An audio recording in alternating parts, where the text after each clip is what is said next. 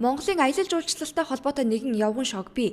Хэдэн зуун километрийг бороо шороотой дэржигнүр замаар туулан иймхэн юм үзүүлэх гэж энэ их замыг туулсан хэрэггүй хэмээн уйлсан гэдэг. Түүгээр ч зогсохгүй Монголын говь нутгийг зорьсон жуулчдын 95% нь дахиж ирэх бодлоо таягдан хайдаг гэх яриач археологч судлаачдын дунд байна. Энэ нь нөгөө л дээд бүтэц муутай, зам харгуу бартаатай, үнэт олдвруудаа хүн төргөх хэмжээнд баяжуулж чаддаггүйтэй холбоотой гэдэг. Түүхэн язгууртан хаад ноёд, соёл уламжлал, агуу түүхийг эх орондоо шингээсэн Монгол улс гагцгүй ийм л аар саархан зүйлсээс болж жуулчдыг залхааж түүхийн үнэт олдвроо олонд таниулж эргэлтэнд оруулж чадахгүй байгаа талаар археологчид хэлж байна. Хамгийн сүүлд гэхэд Ховд аймгийн Мөнх хаан сумын нутгаас түргийн үеийн морьт оршуулга олджээ. Энэ нь Монголоос өөр оронд байхгүй дэлхийд гайхагдах түүх соёлын үнэт олдвор юм байна. Яг энэ морьт оршуулгын онцог бол нийтийн тооллын 6 дугаар зуунаас ахуулаад 10 дугаар зууны хооронд 500 жил хийсэн байна. Тэр түргийн морьтой оршуулагч байна уу? Түргийн хаад язгууртны алдартай тэр ноёдуудын онгонууд, тэнд байгуулсан гэрэл төшөөнүүд дэлхийн хаач байхгүй юм шүү дээ. Хаач байхгүй. Одоо түргийн соёлыг өвсөн гэж үзэж байгаа дунд Азийн олон станууд Казахстанаас ахуулаад тийм ээ. Эсвэл тэр Анкара нийслэлтэй Турк улс байна тийм. Турк улс. Эдгээр өөрсдийнхөө өг дээдс манай соёлын хэсэг гэж үздэг л дээ. Гэхдээ тэр газарт нэгч байхгүй шүү дээ тийм. Монголын газар нутагт түүх соёл эртний хаан тулсыг гэрчлэх дэлхийд хаанч байхгүй олдврууд бүхэл бүтэн цогцлбороор хадгалагдсан үлдсэн байдаг юм байна. Гэвч түүх соёлын брэнд болгоуц энэ цогцлборуудыг аялал жуулчлалын үүднээс хөгжүүлж жуулчдыг татах хэрэгсэл болгон эргэлтэд оруулдаггүй л учир байдаг юм байна.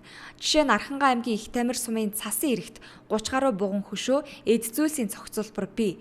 Мөн Жаргалантын ам гэх газарт Монголын хамгийн том буган хөшөөний тахилын цогцлбор нэг дор байрладаг. 20 гаруй хөшөөтэй. Аялал жуулчлалын ерхий бүсээс холгүй оршдог байна.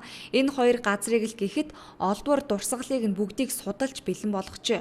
Уг нь бизнесийн хамтардаг бол аялал жуулчлалын бүс болгон эргэлтэд оруулахад бүх асуудал шийдэгдэж бэлэн болжээ. Бүгдийн сайхан босгоод судалгааг хийгээд монгол англи хэлээр номоо хэлүүлсэн байж байгаа.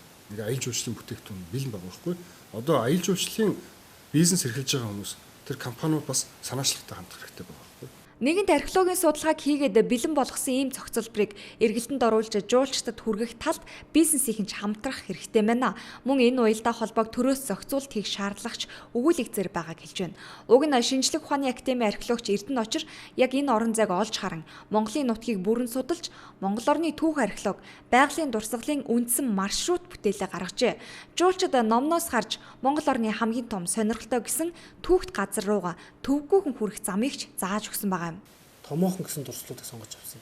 Ягаад гэх юм бол ингээл 20-30 км халуун наранд явал очдог. Нэг жижигэн дүүлжин буйс ч юм уу тий нэг онц сонирхолгүй юм байх юм бол нөгөө жуулчдын чинь юу унчих байхгүй. Тийм учраас ямар нэгэн хэмжээгээр нэг дуу алтахаар за энэ дээр ирэхэд бол нэг дуу алтандаа гэснүүдийг манд сонгож авсан байна.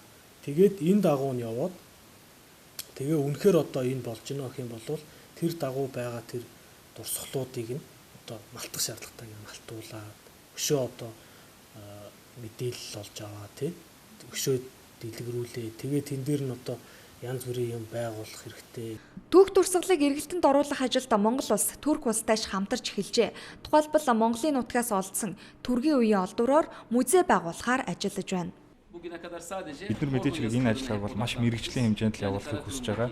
Ялангуяа энэ чиглэлээр бас нэлээд туршлагатай байгуулах, Туркийн хамтын ажиллагаа зохицуулахыг антилэг ТИКА байгуулах. За ялангуяа их сургуулийн эрдэмтэн багш нар, судлаачид, мөн археологчтой хамтарч орж бид нар цаашдаа энэ ажиллагааг үргэлжлүүлье. Гэхдээ энэ бол маш чухал түүхийн үнэт олдвор учраас бид нар энэ арга хэмжээг илүү өргөжүүлэх гэсэн юм хүсэлтэд ажиллаж байна. Монгол улсад дэлхийд өөр хаанч байхгүй түүхэн дурсгал олдвруудтай. Гагцгүй түүнийг хөгжүүлж аялал жуулчлалтайгаа хослуулан соёлын брэнд бий болгоход тал бүрийн оролцоо чухал гэдгийг энэ үеэр салбарынхан онцолж байлаа.